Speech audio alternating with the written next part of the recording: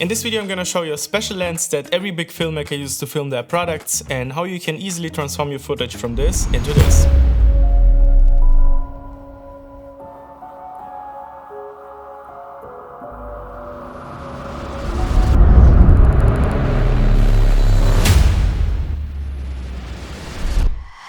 Alright, welcome back. For those who is familiar with my content knows my obsession with detailed product shots. And I get a lot of compliments and comments from you guys here on YouTube, but also from my clients exactly for that reason. And I think it's a very important skill as a professional filmmaker or photographer to be able to create an image that fascinates people. At the end, our job is not only to create a good looking image, but to help brands and companies create an emotion and sell their services or products. That's why we need the right tools for that. And one of those tools is a macro lens. At the moment I'm using my Sigma 105 2.8 macro lens. It's an amazing lens, but one thing is incredibly annoying, and that's the non-linear manual focus. Which means if I turn the focus ring too fast, the focus moves all the way back. If I turn it too slow, the focus barely moves, which makes manual focusing nearly impossible. If I would buy another macro lens, which is maybe happening soon, this would be the Sony 90mm 2.8 macro. It has all the features we need: great autofocus, linear manual focus, and also internal optical stabilization for handheld shooting. Now let's set up some shots and create some footage. For this setup I'm gonna use some lights and my Sony FX6 combined with my macro lens. If you film products, try to light them from behind in order to get more dimension and structure. The image on the left looks way better because the light came from behind, which creates shadows and adds dimension to the image. The image on the right was lit from the front, which eliminates the shadows and makes the product very flat and boring. Also, a thing I need to mention is if you want to capture wider depth of field with a macro lens, you will need a lot of light to compensate the small aperture. So if you're planning to shoot macro details for a client job, it's better to get a stronger light source to be more flexible on set.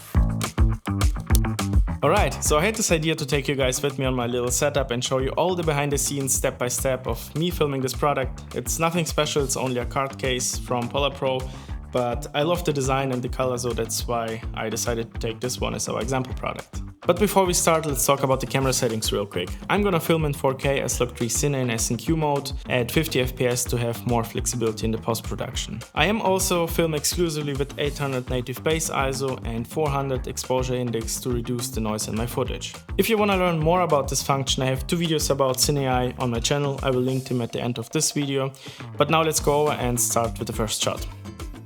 I want to start a bit wider with the hero shot of this product, but instead using my macro lens, I'm gonna film it with my 50mm lens, and then we're gonna switch back to the macro and film all the details of the product.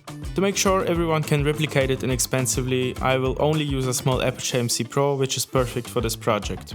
In case you don't have a small light like this one, I can only recommend you this Aperture MC Pro. The quality is amazing and the kit includes everything you need. And while I'm filming it, it's the perfect time for you guys to hit the like and subscribe button to support my YouTube channel. I would highly appreciate it. As you can see, macro shots look super clean and allow certain details to be separated from the background. The reason for that is the close focus distance and the 100mm focal length, which brings the background closer to the subject and creates the smooth background. Which is not only perfect to show some details, but also to focus viewers' attention on a specific thing. But I have the feeling that macro lenses are often misunderstood since people think they are only made for extreme close-up shots. But you can also take this lens to create amazing portraits or B-roll sequences in case you don't want to let the background play a big role in the shot. Recently my girlfriend made some cookies, which gave me the perfect opportunity to film some example shots.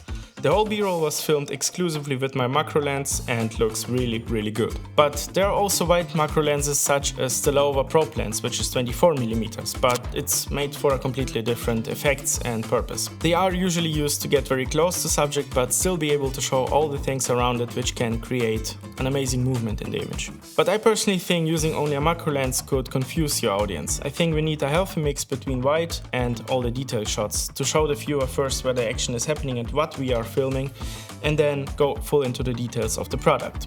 But if you want to make your content even better, I have made an amazing lighting tutorial for products, which you can watch here. If you like this one, which I hope, give me a thumbs up, and if you want to see more of my content, subscribe to my channel. I would love to see you in my next one. Nice! Now we can edit the beauty. Okay.